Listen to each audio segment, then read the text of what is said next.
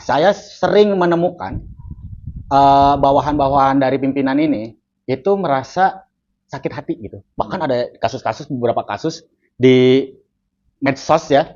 Kayak contohnya siapa tuh yang kemarin disiram air keras kayak gitu kan sampai akhirnya buta.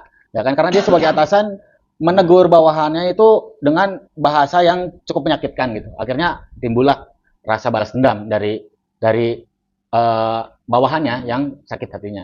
Nah, sebenarnya cara menegur yang enak ke bawahan itu tanpa menyakiti perasaannya itu seperti apa sih, Pak? Supaya nggak menyinggung lah ya. Supaya nggak menyinggung. Nah, ini kalau udah di atas bawahan artinya suka nggak suka, bawahan itu akan menilai kita itu pasti lebih tinggi ilmunya, pasti lebih tinggi etikanya, pasti lebih tinggi adabnya, dan segala macamnya. Walaupun mungkin kita nggak setinggi yang dia ekspektasikan gitu dalam diri kita, tapi namanya kita atasan mau nggak mau tuh everyday is learning. Everyday is learning. Setiap hari itu belajar. Gitu karena nggak mudah jadi atasan tuh, karena tanggung jawab itu luar biasa. Caranya maksudnya kita harus paham dulu tuh karakter bawahan-bawahannya. Karakter itu macam-macam sih. Kalau misalnya salah satunya nih ya, karena kita di Indonesia itu kan Indonesia itu dari berbagai macam suku. Ya betul ada betul. Suku Batak, ya. Ada suku Jawa, Sunda. ada suku Sunda, dan ada suku Padang gitu kan. Jadi artinya kita kan banyak belajar juga di sekolah-sekolah dulu ya. Kalau suku ini tabiatnya begini, begini kan. Karena orang Medan tuh ngomong keras, bukan berarti dia marah.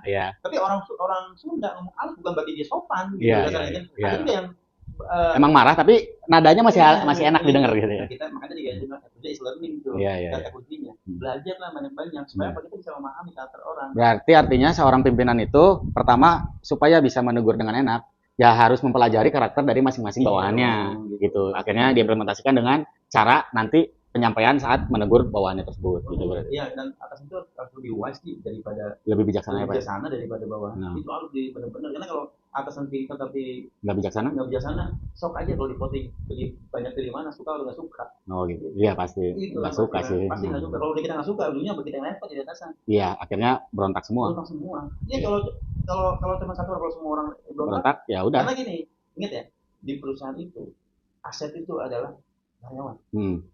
Bukan keset ya Pak ya? Bukan lah. Aset itu adalah karyawan. Nggak ada misalnya nggak ada leader satu itu pabrik masih jalan tuh masih bisa jalan. Tapi kalau karyawan nggak ada semuanya, walaupun leadernya lengkap nggak bisa jalan. Pincang. Jadi nah dari situ kan kita bisa memposisikan kita bahwa kita tuh butuh mereka. Tapi sebagai bawahan juga jangan ngetelin gitu makanya. Ya sama-sama inilah. Sama-sama saling mengerti, saling memahami lah. Bahwa di atasan, dan perannya masing-masing dilakukan dengan ya benar lah. Oke.